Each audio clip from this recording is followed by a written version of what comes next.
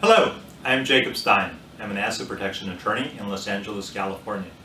And this is a quick and to-the-point presentation on using limited liability companies to protect assets. So what's a limited liability company? A limited liability company, commonly called an LLC, is a legal entity. It's a type of a legal entity similar to corporations, general partnerships, limited partnerships, and other types of legal entities. So why is it that we use LLCs so frequently to protect assets? Why not corporations? Well, let's take a look at how different types of entities function to protect assets. Let's say that our client owns two apartment buildings. He owns apartment building number 1 through a corporation. He owns apartment building number 2 through a limited liability company. Let's say that a tenant in each building slips and falls and files a lawsuit.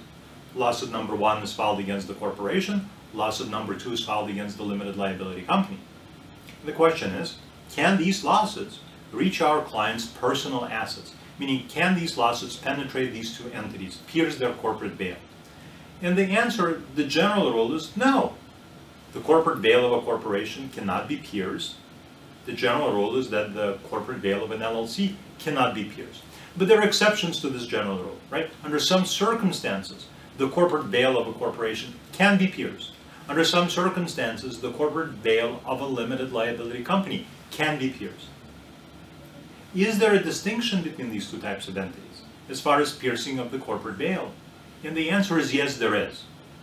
Turns out that it is more difficult to pierce the corporate veil of a limited liability company.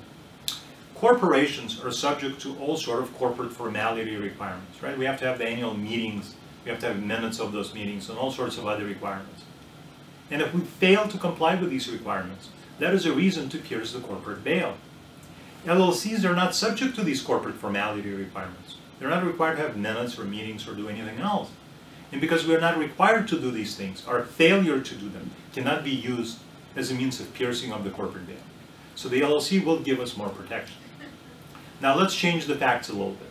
Let's say instead of the tenants in the building slipping and falling, our client, the one who owns the corporation, the one who owns the limited liability company, is driving home one day and he runs over a pedestrian.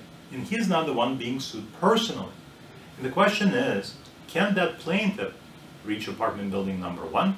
Can they reach apartment building number 2? The plaintiff goes to our client and says, I have a judgment against you. I want apartment building number 1. And our client says, apartment building number 1? I do not own it. And the plaintiff says, that's true, you do not own it. But there is something else here you own. You own the shares of stock of the corporation. How about we take those from you? And they can.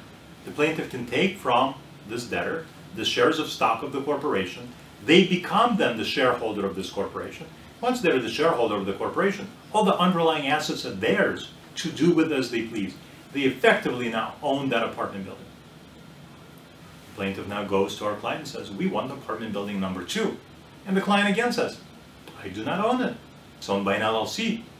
And the plaintiff says, well, yesterday we took your shares of stock. Today we will take your membership interest in this limited liability company. Turns out they cannot do that. Turns out that they are not allowed by law to take from our client his interest in a limited liability company. An LLC interest is not subject to attachment by a creditor. There is no such a remedy in any state in the United States. So if we own assets through a corporation, corporate stock can be taken from us. If we own an asset directly, that asset can be taken from us. If we own an asset through a limited liability company, the creditor is not allowed to take the LLC interest from us. And it's a great way of protecting assets. Setting up an LLC is not expensive. It is not complicated. There are no tax consequences as a general rule. Right? It's a very simple and effective way of protecting ownership of assets. Take assets that you own, transfer them into a limited liability company, and that's a very good form of asset protection plan. I am Jacob Stein, and I hope you've enjoyed this video on how to protect assets using limited liability companies. Thank you.